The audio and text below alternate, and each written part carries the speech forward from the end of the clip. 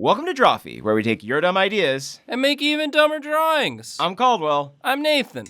And today on the show, thanks to Beowulf's wonderful suggestion, we are going to be drawing magical girls. Yeah, Beowulf asked us to draw ourselves as magical girls, but we thought, let's make this episode a little bit more accessible to maybe some people who maybe aren't as familiar with our distinctive looks. Instead of drawing some lumpy men wearing pretty dresses, we could draw some actual designs. We could draw some magical girl OCs. We'll probably start the episode off with drawing the mug as a magical girl. Is that happening now? That's probably happening on the screen right now. Who knows? Oh my god. It's so weird. It's so weird talking about what's happening in the future. Anything could be going on. It could be a mug. Like, Nathan, this video could be corrupted by us talking about it. Wow. We're creating a feedback loop. I'm going to start drawing for real, though. Please do. So magical girls, they're an anime trope. Not just for anime anymore, Nathan. No. Magical girls, it's not just for breakfast. I mean, anime. Well, number one, I take umbrage with the limitations of the name. So I'm drawing a magical woman. That's nice, because when does one stop being a girl and start being a woman? I think it's all about experience and some other biological things that I don't feel comfortable discussing. It's age 18. Correct. What we were looking for was 18. Okay, there we go. So I'm drawing a magical woman, but not just any magical woman. I'm just going to draw, I was thinking about the phrase magic. Yeah. And then I started thinking about the magic school bus. Mm-hmm. So I'm just going to draw magical girl Miss Frizzle. Magical school bus girl. Right. It's the magical bus girl. Magical bus girl. Magical bus teacher. I do like that whenever we draw OCs on this show, you end up picking something from my, public television viewing block that I used to watch when I was a child. We're trying to make it accessible. You drew Dark Arthur before.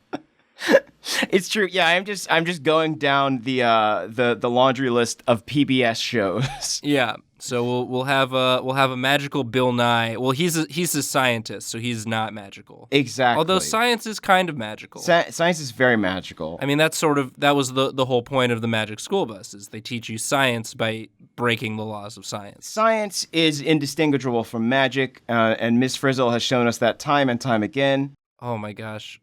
These anime eyes on Miss Frizzle just make her look like she's giving me some real sensual. Well, she is going to be about 100% more sexual in this version. Oh, please teach me. It's it's inevitable. All right, it's very hard to combine Miss Frizzle's because Magic School Bus had that kind of those normalized. It was kind of how all cartoons looked in the 80s, where it was that vague G.I. Joe look. Yeah, it was that Johnny Quest, just sort of... normal-ass looking faces. Yeah, just let's draw some normal faces. Disney got to Japan, and they were like, let's spawn an entire, aesthetic off of this, starting with Astro Boy, and, building on top of that. Right. To this very distinctive genre, and then America was like, what if we draw some normal ass looking puppets? Yeah, just some real. We just took ventriloquist dummies and kind of made them look a little more human, and that will be our entire artistic style. That'll be our entire artistic style through the early 90s until Totally Spies, and then we'll flip everything. Yeah. until Cow and Chicken.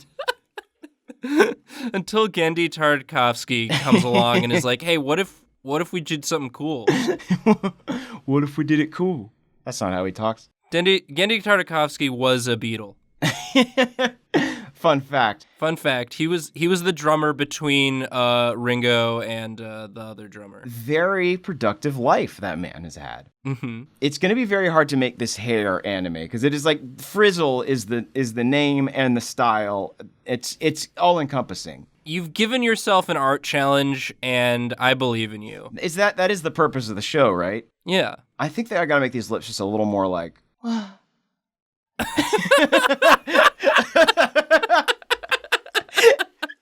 There you go. You did it. That's the sound the lips are making. Wah. Wah.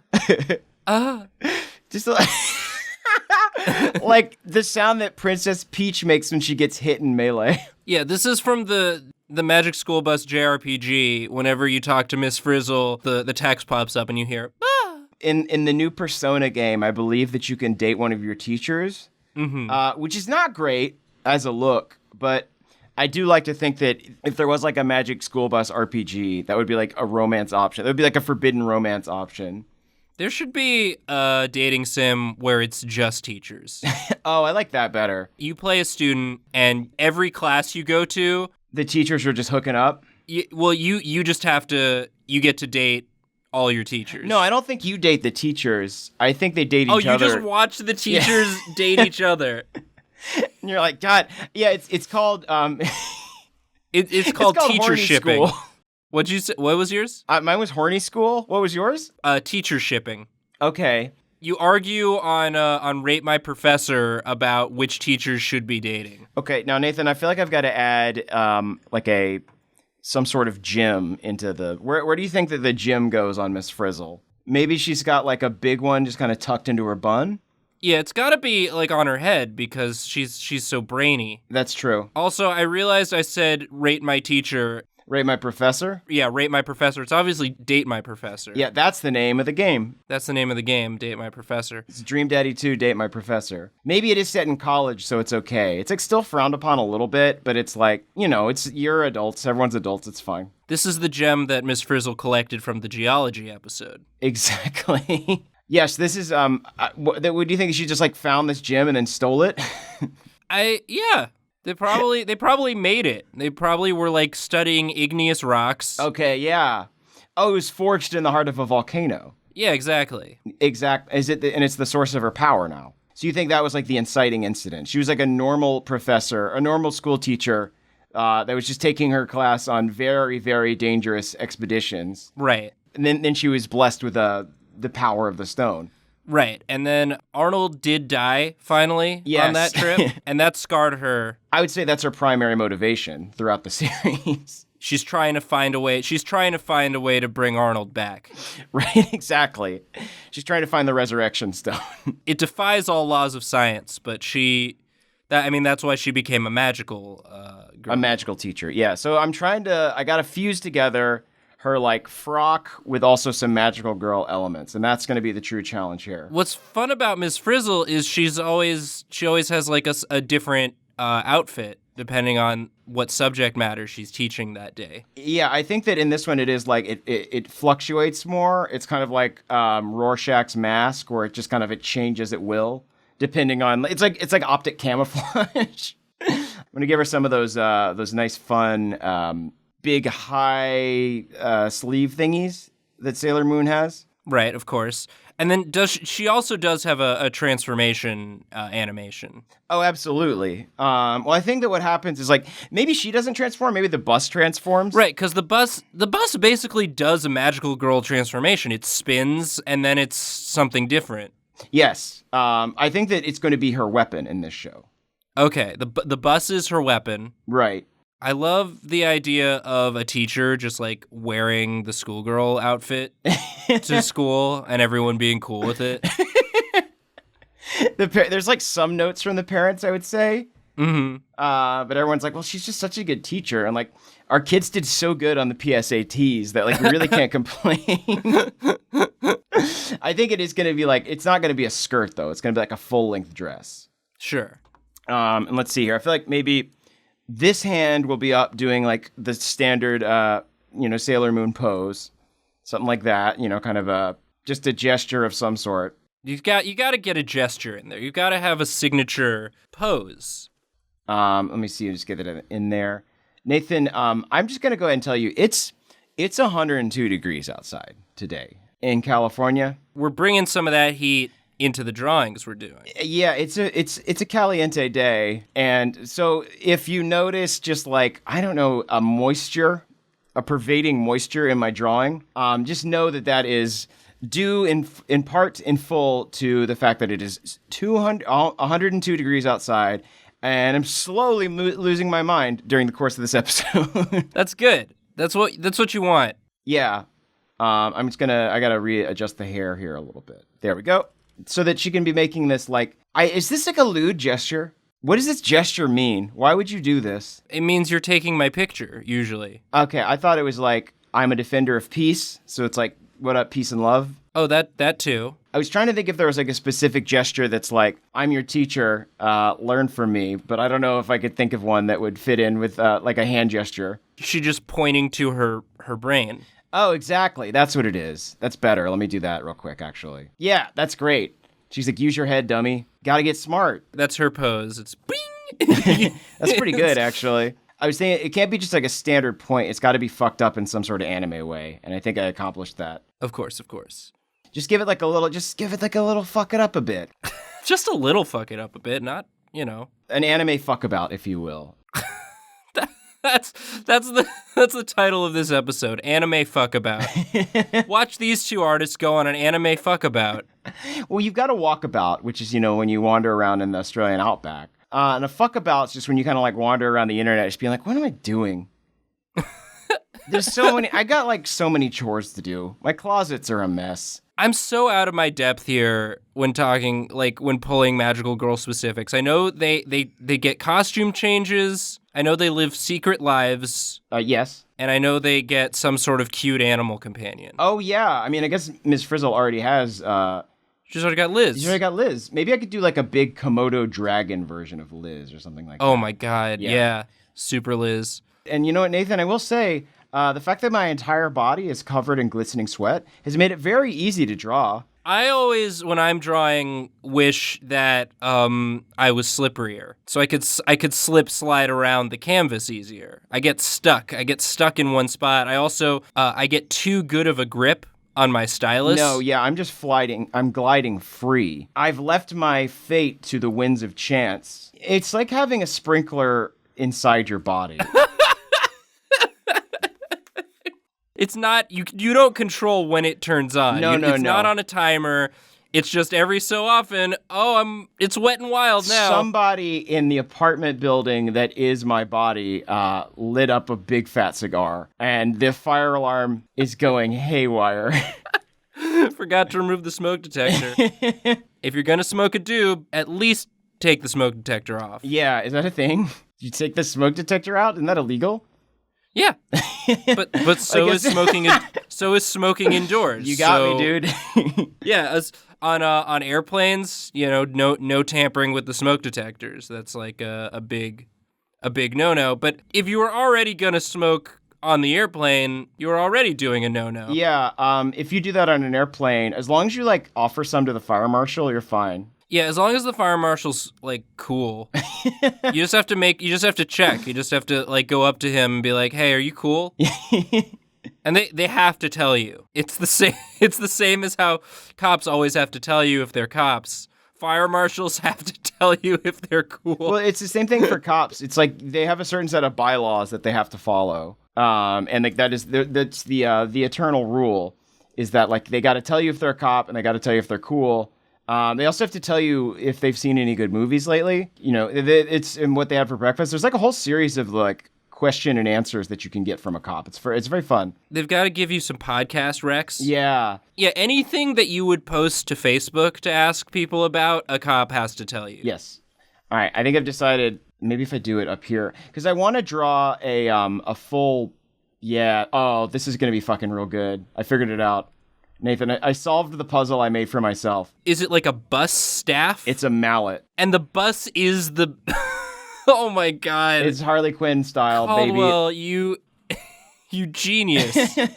Caldwell, what was your favorite episode or subject that was covered on Magic School Bus? There's two genres to discuss when it comes to Magic School Bus. There's the good episode that you remember, and then there's like the fucked up thing that happened that somehow Miss Frizzle got away with. Of course, the most fucked up moment, of course, is when Arnold, I believe, takes his helmet off in space and dies.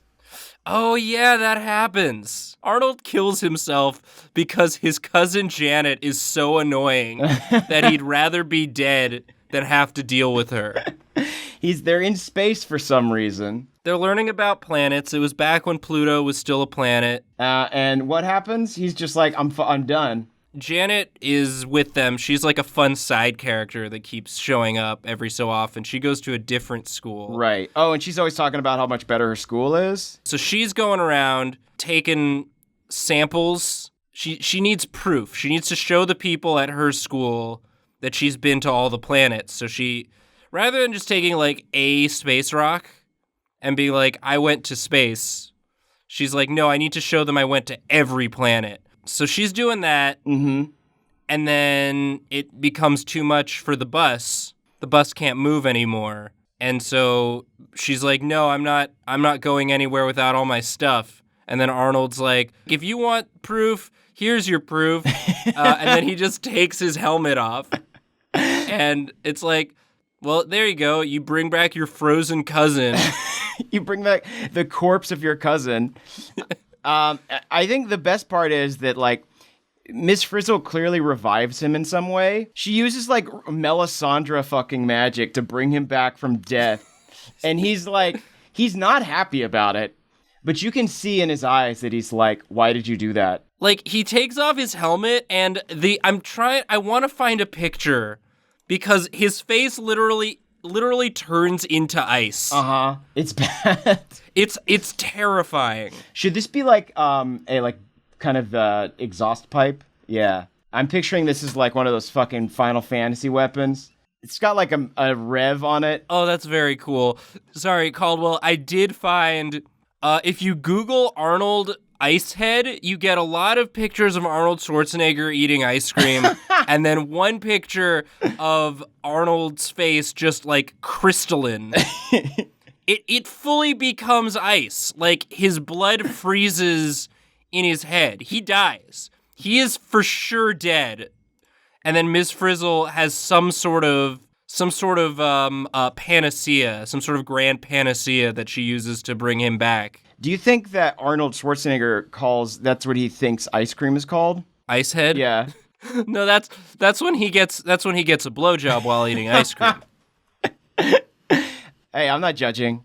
Cole, that's a good bus hammer. Thank you. I didn't think you were gonna be able to pull that off, but you got it. I love how it's just sort of like, Yeah, the bus is, I mean, the bus in general, I feel like, the bus is clearly made from some sort of asteroid that fell to Earth and, like, was meant for a grander purpose. Is the bus a TARDIS? My personal theory is that the bus is her dead husband. Oh, okay. You know, more tragic is what I would say than a TARDIS, but it definitely contains a living soul. You know what it probably is? It's probably Arnold from an alternate timeline.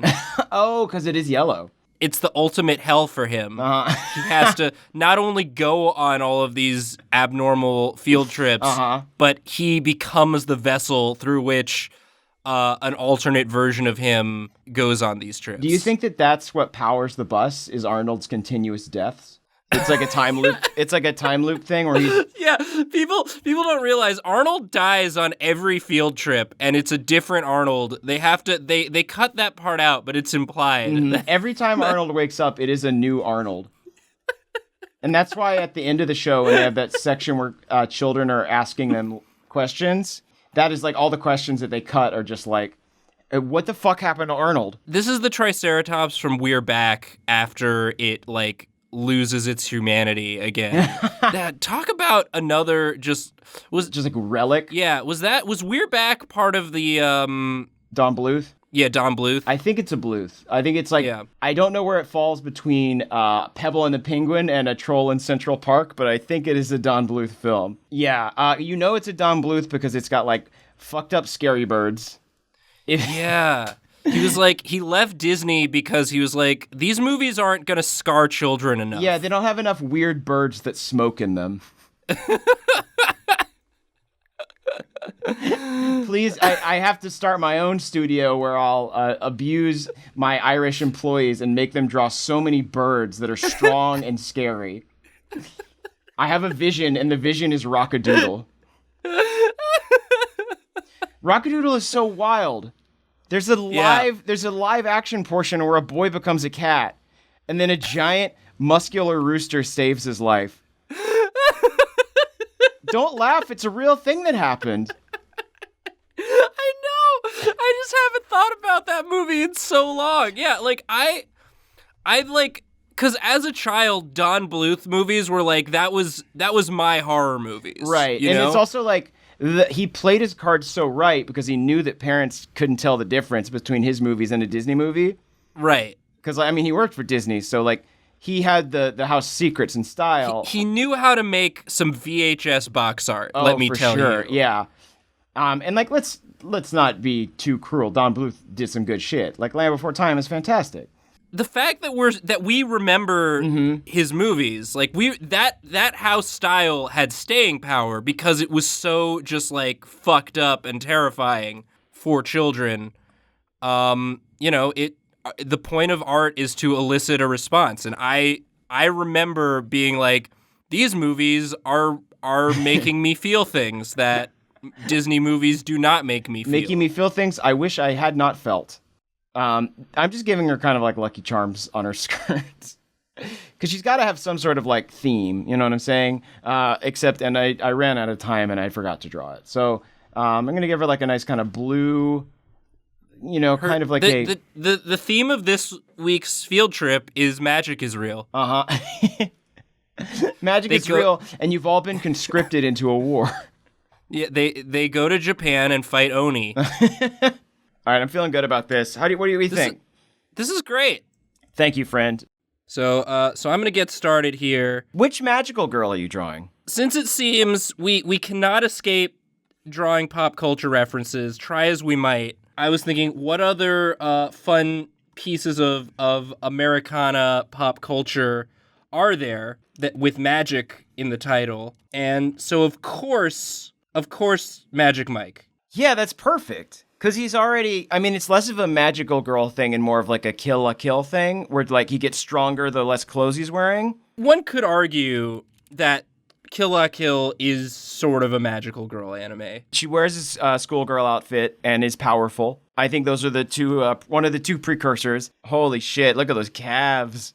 Yeah, I mean, oh my god. Here's the thing: Channing Tatum is a strong, beautiful man. Is he gonna be holding something? Is that what's going on here? Yeah, he's got. Well, every magical girl needs a weapon. Obviously, Magic Mike's weapon is a stripper pole. Yeah, that's pretty good. God, Nathan, this is so much better than my drawing. What is their like special companion gonna be? That remains to be seen. Mm-hmm. Like an obvious choice would be some sort of Matthew McConaughey cat, because Matthew McConaughey is in Magic Mike, but not in Magic Mike XXL. No, apparently not, because that's a road trip, and I was reading an interview. I haven't seen the film, but apparently it's got a different tone. So is it like a top cat? You know, Caldwell, now that you say it, I think it might be a top cat. Just a real swell cat that knows that he knows the score. I've got to try and draw an anime. A chanime? A chanime, yeah. Okay, this is pretty good thus far. God, I love his calves are just enormous. There's so much power in those pistons. He's a strong man. I hope that he sees this. Oh wow, there it is. Now he's coming into focus. What are you gonna do for the hair, though? The top should be like Channing Tatum hair. All right, is there some sort of like? Oh, you know what? 2 bow ties. 2 like Chippendales bow ties on either side, and then maybe pigtails off of that. I like that. Oh, yep. He's so masculine, but I think that he knows, you know, but without being toxic about it, which I like. I like a Channing. What's your favorite Chanime, Nathan? What's my favorite Chanime? I like 21 Shonen Jump Street. I like Crayon Shin Channing. Oh, 21 Jump Street makes me think. Yeah? What if it's a Jonah Hill? Oh. What if it's a little Jonah Hill? It's more of a Benny the cat. Top Cat's good friend Benny the Ball. Is anyone getting or caring about my mini Hanna-Barbera references? I hope so. Caldwell, you know your Top Cat. From top to bottom, I know my Top Cat. Oh, I love these little bow ties everywhere. So what is this Jonah Hill going to be up to? Is he a money ball?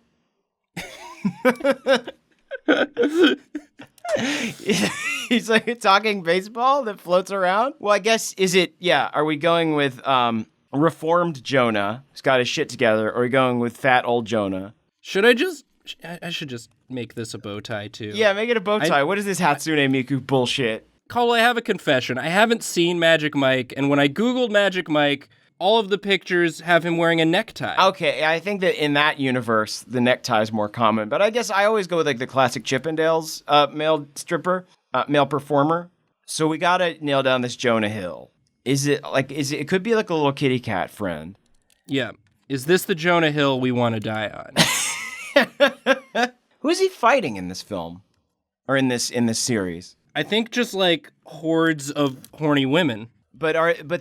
It's his fault. He fights them with the power of dance, and he sates their horniness. I gotcha. Like in the Moonwalker video game, when Michael Jackson dances to defeat gangsters. Exactly.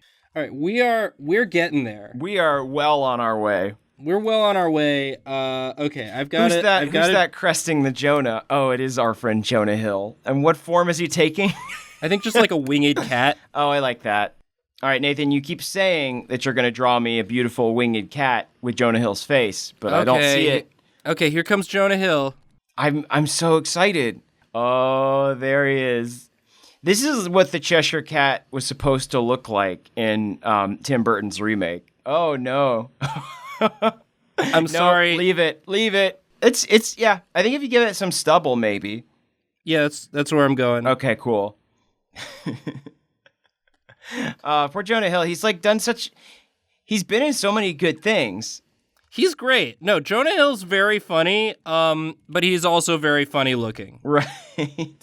I think he knows his lot in life is to be Channing Tatum's magical cat friend. Mm-hmm. I can't actually fly with these wings. They're vestigial. You gotta throw me. Give me some tuna. Oh, he's got like a little lion tail. Yeah. It does look a little like Rodney Dangerfield, which I'm not opposed to.